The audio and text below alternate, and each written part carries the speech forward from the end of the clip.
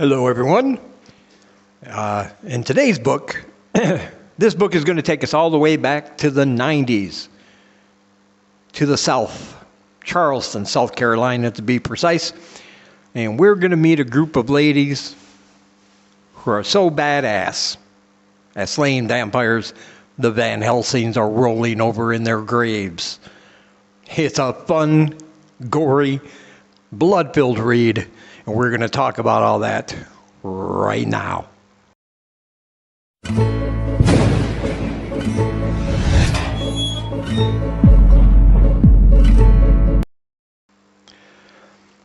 So today we're going to be talking about the book, The Southern Book Club's Guide to Slaying Vampires. Great title, by Grady Hendrix. I've read Grady Hendrix before. I read his, I believe his latest book is called The Final Girl Support Group. I read it. I loved it. I haven't reviewed it yet because this is one of his older books. And I wanted to get this one done first. But we will be talking about The Final Girl Support Group in a future video. Trust me on that. But this book is definitely one of those fun, fantastic reads that you just fall in love with as soon as you start it. The best way I can describe it is fried green tomatoes meets Agatha Christie meets Fright Night. Now, if you don't understand anything in that last sentence, Google is your friend. Once you know what those things are, you kind of get the gist of what this book is about. It concerns a group of women, almost middle-aged women. And like I said, in Charleston, South Carolina, they're proper Southern ladies. They're concerned about their appearance. They're concerned about how their neighbors view them. They're concerned about manners and social graces and things of that nature. In fact, they might even argue about when is the proper time after a new neighbor moves in before you go over there and bring them a plate of food, maybe a casserole, maybe a pie, all that good Southern hospitality kind of thing. Well, when a strange, mysterious young man moves into town, he says he's there to take care of his aunt. His aunt is an older lady. She's been bedridden. Nobody's seen her in a while. And he's there from out of town just to take care of her. But unfortunately, this lady passes away, but not before doing something very, very terrible and very, very horrific to our main character in this book, I guess you can say, Patricia. But Patricia finds out things about this mysterious man, this mysterious, charming young man who gets involved in all of their lives and all of their families' lives through their husbands. Our husbands have varying positions and jobs, and they're all investing in a real estate development scheme with the promise of a lot of money after that's all done. And this young man decides he wants to stay in Charleston. He's going to live in his aunt's house. He likes it there. It fits him fine. But then things start happening in the outer edges of the town with children. Children going out into the woods, they come back. They're not quite the same. They become despondent. They become different people than what their parents know them to be. And the children start doing very cringeworthy things like killing themselves at some point. Yes, this book gets very, very dark. For all the fun it is to read, it gets very, very dark, and I'm going to talk about that in a minute.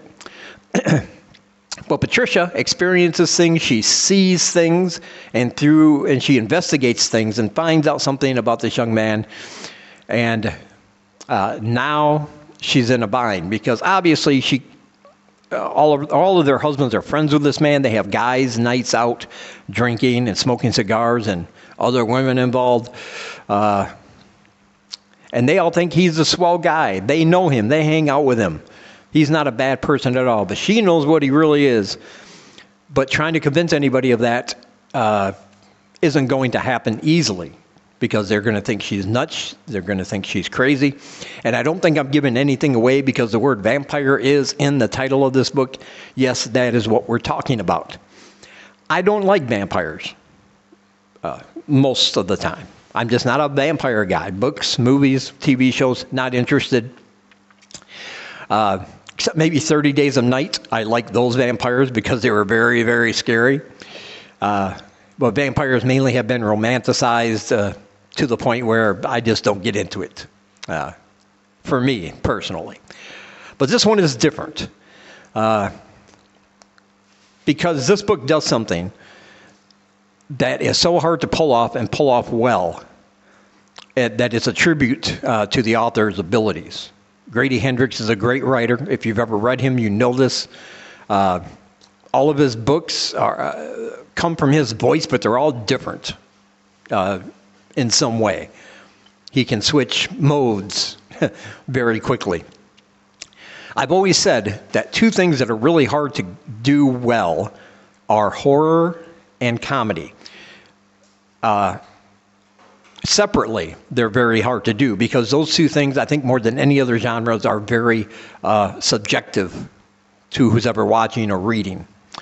And so they're very hard to get down. And putting the two together and trying to do that is oftentimes, more often than not maybe, when you see a book or a movie that's supposed to be a horror comedy, it just doesn't fit sometimes, right? Either it's so heavy on the horror and the blood and the gore that the comedic parts fall flat because it doesn't feel right in that setting. Or on the other hand, the comedy is so heavy and so invasive that even when you get to the parts that are supposed to be scary, it just feels like part of a comedy bit. Like, okay, but yeah, it's a big scary demon, but haha, this is all for laughs. So it's hard to get those two things right, but this book does that perfectly. This book is dark in places, it's twisted in places. It's very bloody and gory in places, especially that ending. Wow, you are going to love it. If you're a gorehound, you're especially going to love it. However, there are times in this book, in the same chapter, where you be laughing, like out loud, at something one of these characters says or does, or the situation they find themselves in. And then just a couple pages later in the same chapter, you'll have goosebumps on your arms, your eyes will be wide, your mouth will hang open, and you're like, wow, that got dark and twisted really, really fast, you know? But I love that because it doesn't overdo it with a comedy. It doesn't overdo it with the horror aspects, although it does lean more toward the horror thing, I think, my opinion. But it's believable from both perspectives. You believe these women. They're all very different, but very, very well defined. And I love an author. I've said this before. They can take a lot of characters in the same book and make them all feel fully fleshed out and like you know them. You've known them your whole life, and you want to see them succeed. And that's what this book does. And the comedy is not, like I said, it's not invasive in any way. It fits them. It just fits the characters. That even in the most horrific situations, one of them will say something, but it fits the personality of that particular woman. And the horror aspects, like I said, very dark. I mean, kids committing suicide is, children. That's pretty dark stuff there. But it's a fun read. It's just a lot of fun, and there is nothing wrong with a horror book that's just fun. That it doesn't have any subtext to it. It's not trying to send a message about anything. But from the first page all the way to the end, we see these women, we see their husbands, we see their kids. We learn about their families and how their family life is at home. We learn different things about them. And the more Patricia tries to find a way to get rid of this man, and the more she's trying to convince her friends to help her, the more crazy she seems. And by the way, yes, they are in a book club. They read true crime books and some horror books. And so a lot of people think, she's just been reading too many of them crazy books. She's making stuff up.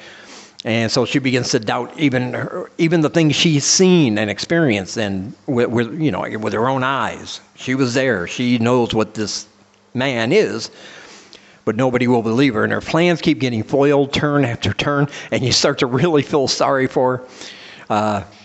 Because how is she going to convince her friends that, look, this guy's a vampire, and he wants to eat our children. He wants to take them. He wants to own them. He wants to take everything that is ours and keep it for himself. That would be a hard thing to explain. But yeah, I love this book. It's fun. It's gory. It's bloody. It's dark and disturbing. And there are sections, like I said, that will just make you laugh. It make you laugh out loud because these characters are a lot of fun to be around. And even though it doesn't set itself up for a sequel, I'm kind of hoping there is one, because I could stick around with these people for a very, very long time over many, many books. And I hope he thinks about it. That's all I'm saying. I hope the author thinks about it, because I would love to read more about these people. I'll leave a link down below if you want to purchase this book yourself, and I highly, highly recommend it. You should purchase this book. Go ahead and do that right now if you haven't already. I'll leave a link down below to my Twitter if you want to join me on there.